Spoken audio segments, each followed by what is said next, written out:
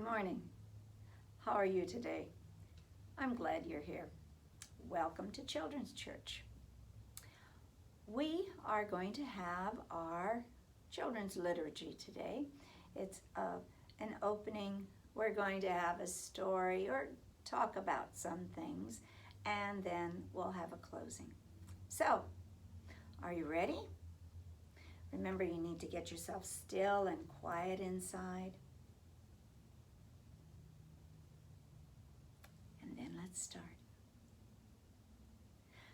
The Lord be with you, and also with you. Let's remember that Jesus was God's light, is God's light in the world as we sing this. The light of Christ, thanks be to God. The light of Christ, thanks be to God. The light of Christ, thanks be to God. And then we say, glory to the Father, and to the Son, and to the Holy Spirit, one God and Mother of us all, as it was in the beginning, is now, and will be forever. Amen. Are you ready for our story? I might put this over just a little bit. There we go. Let's tell a story now. Remember that these stories or these discussions or lessons about liturgy or other things that go on in the church are gifts to you, and you can make them your own. You need to think about them, work with them, do a response, maybe write stories or color pictures or do a project about it. And if you were here, you could work with the story, and that makes it your own inside. So, here's one that you could make your own, well, part of it. Last week, we talked about the book of Psalms in the Bible.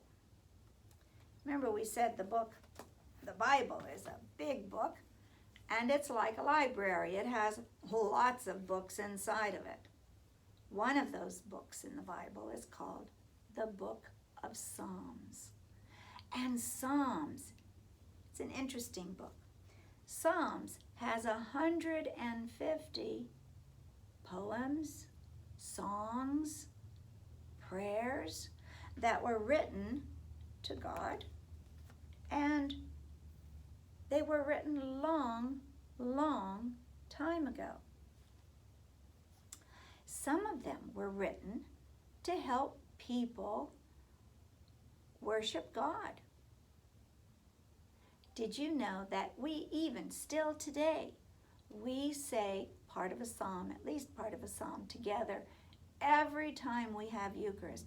If you stay in the big church on Sunday morning, what would happen is you would together say with everybody else in the congregation, you would say part of a psalm to worship God.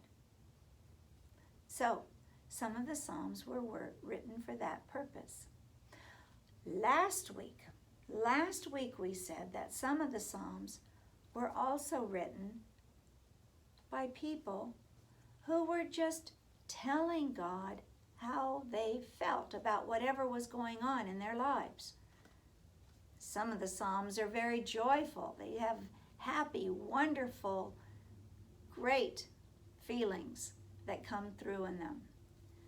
Some of them were written when people were afraid or scared, and they needed the confidence, the reassurance that God was with them. Another feeling you have, or everybody has, is being sad or worried. Some of the Psalms were written when people were sad or worried. There's all the other feelings that you have, and you can find those psalms or psalms that show that emotion. And last week we were talking about that you could think about one of your own feelings, and you could write a psalm to God too, telling God about your feelings. Well, today we're going to talk about Psalms still, but we're going to only talk about one psalm, and that is Psalm 23. It's one of the most loved psalms there is, and people read it or say it especially when they're facing big problems, like maybe illness or maybe an accident or something that they're really worried about. So we're going to talk about that, big, difficult times, and Psalm 23. We're going to read 3 different versions of that psalm, Psalm 23. Because when people read the Psalm 23 or any part of the Bible, they need to put it into their own words so they can understand it a little bit better. Well, so we have 3 different versions that people have written to help us understand. The first one is, remember this book. This is the book that we used last week. This is Psalms for Young Children, written by Marie-Helene Del Val. And she took some longish psalms, some of them are pretty long, and she wrote them so that they would be very, very short for young children, maybe kids 3 years old, maybe 4, maybe 5. But you know, I like this version too. This is the one that's in this book for Psalm 23. Look at the picture first. Can you see the picture?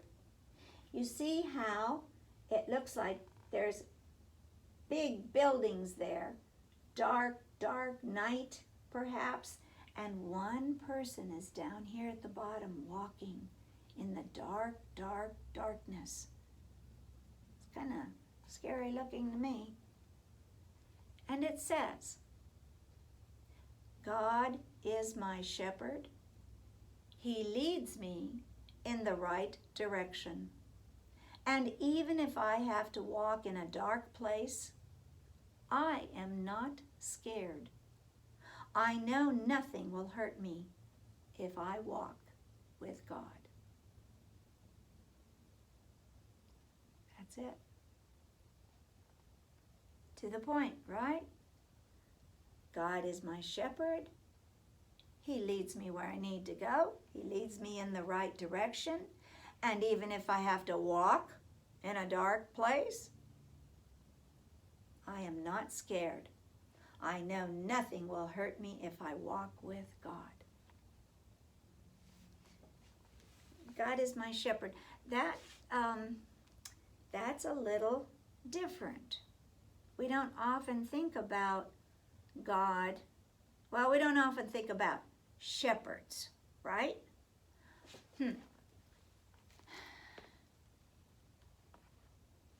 Let's talk a little bit about shepherds and sheep. Do you know anything about shepherds and sheep? I don't know much. Let's see. Let's see what we know. What's a shepherd? Yes, a shepherd is somebody who takes care of sheep.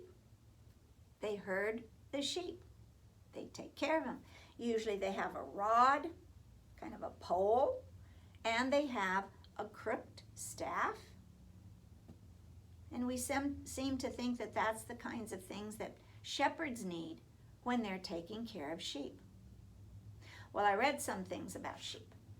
Sheep, it seems, are kind of scary animals. They're not scary that they're going to scare you, but they're scared all the time. They're very timid. They're afraid of lots of things.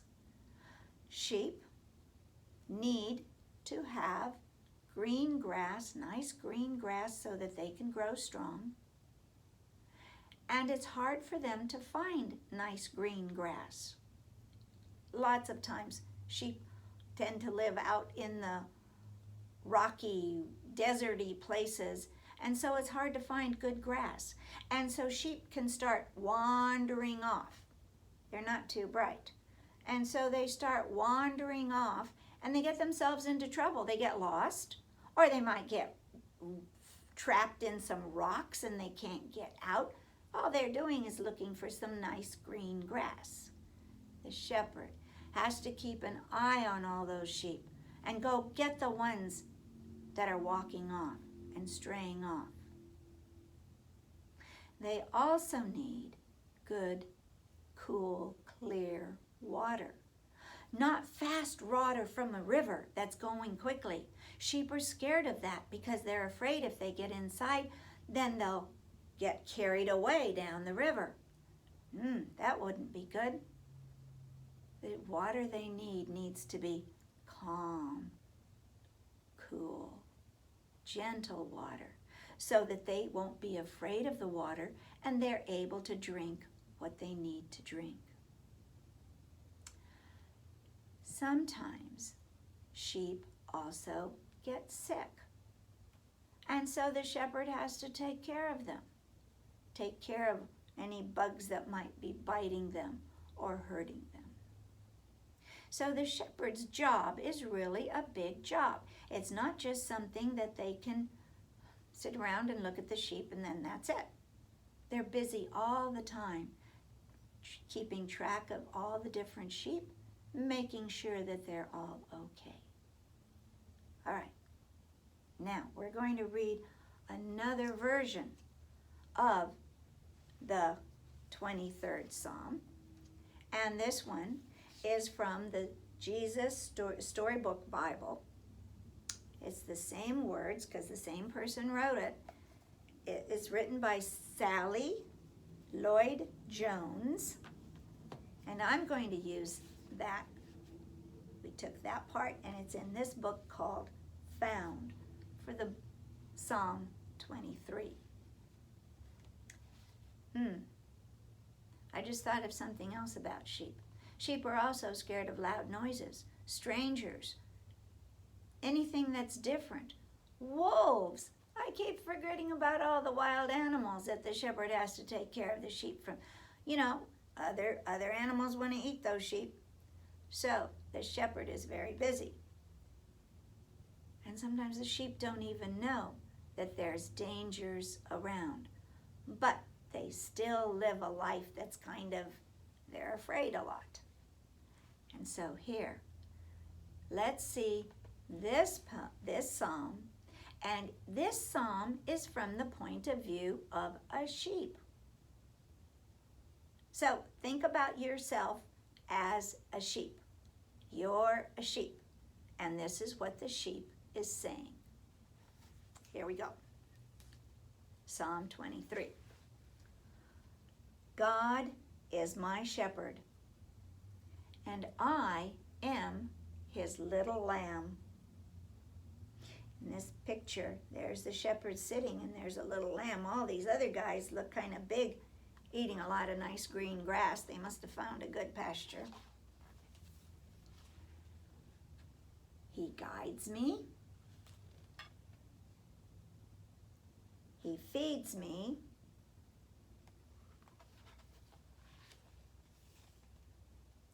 He looks after me. I have everything I need. It would be fun to snuggle with a little lamb. Inside, my heart is very quiet. As quiet as lying still in soft green grass in a meadow by a little stream. The dark places. Even when I walk through the dark, scary, lonely places, I won't be afraid, because my shepherd knows where I am. He is here with me. He keeps me safe. He rescues me. He makes me strong and brave. In the picture, the shepherd is reaching down to get the lamb who's on a rocky ledge. He is getting wonderful things ready for me, especially for me. Everything I ever dreamed of. He fills my heart so full of happiness, I can't hold it all inside. Wherever I go, I know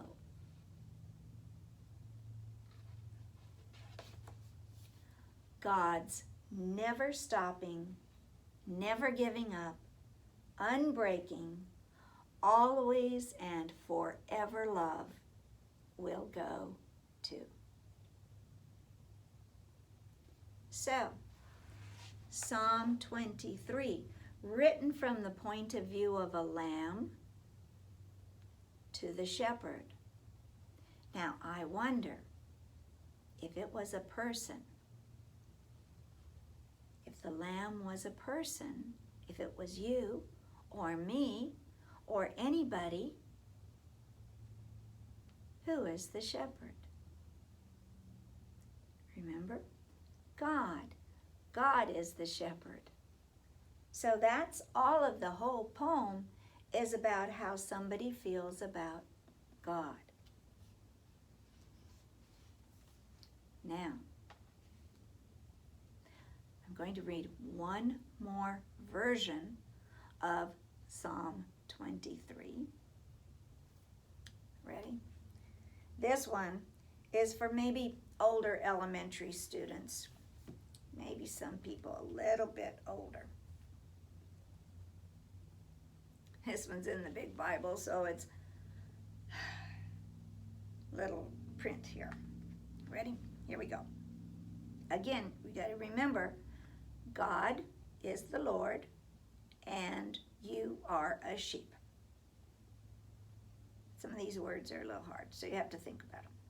So, the Lord is my shepherd. I lack nothing. He lets me rest in grassy meadows. He leads me to restful waters. He keeps me alive. He guides me in proper paths for the sake of his good name. Even when I walk through the darkest valley, I fear no danger, because you, God, are with me. Your rod and your staff, they protect me.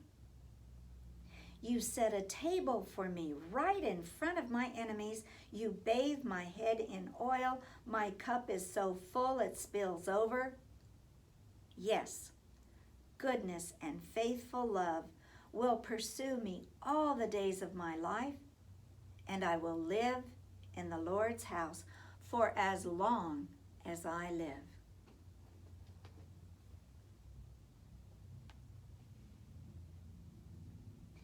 And that was our last version of the Psalm 23. Which one did you feel most comfortable about? Which one would you like to read again? The one for the older children, or maybe the one for younger elementary children, or the one for preschoolers? I'll bet if you asked your mom and dad, or maybe your grandparents, do you know the 23rd Psalm? They might say, yes, I do. and they can say it by heart without looking at the words. So I hope that you choose one of these versions of the 23rd Psalm, and you learn it also by heart. So you could say it with your mom or dad, okay? I hope you work and do that. Another thing that you can do is when you think about the 23rd Psalm, think about, and all the words in there, think about it, and you could draw your own picture. You could talk about, or you could write a story about being a lamb and God taking care of you, or whatever you need to do just to understand that wonderful story, the wonderful psalm. Okay? So, I hope that you learn it. One reason would be that you could say it when you feel like you're in the dark, scary places. You could say it and you'd know that God is with you. Okay? Let's close. I'm going to read a poem, and not a poem. Gracious. This is also a psalm, and we're going to use it as our collect, as a prayer. Let's read it here too. This is part of Psalm 100. Rejoice, rejoice. See the joy again? Rejoice, rejoice. We leap for joy and sing a song of gladness, because the Lord is God, and God made us. We are God's, always. Rejoice, rejoice. Amen. All right. And now, let's close. It's time to end our time of worship, and we're ready to go back out into the world full of God's love. And so I say to you, the peace of the Lord be always with you. And you can say back, and also with you. So, what I'm going to do is change the light. And remember that the light of Jesus that was in the world in one time and one place now has gone out into the entire world.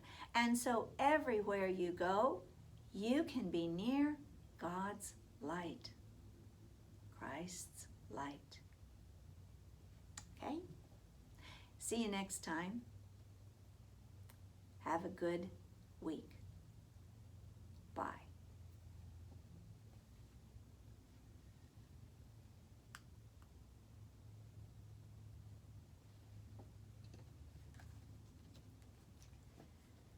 Okay, we don't know how it is. 23? It'll do.